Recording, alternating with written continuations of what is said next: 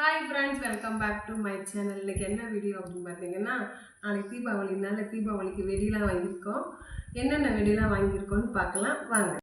இது வந்து ராக்கெட் வெடி, இது வந்து புஸ்வானம், இது வந்து சங்கு சக்கரம், இது வந்து குருவி வெடி, இது வந்து கம்பி மத்தாப்பு, இது வந்து அணிகுண்டுலேயே வந்து ரெட் கலர் அணிகுண்டாமா, நல்லா பெருசாக இருக்குது கலர் அணிகுண்டு. இது வந்து ஹெலிகாப்டர் வெடி, இது வந்து லட்சுமி வெடி, இது வந்து தி பிக் மேனா. இந்த வெடி வந்து ரெண்டு வாங்கியிருக்கேன்.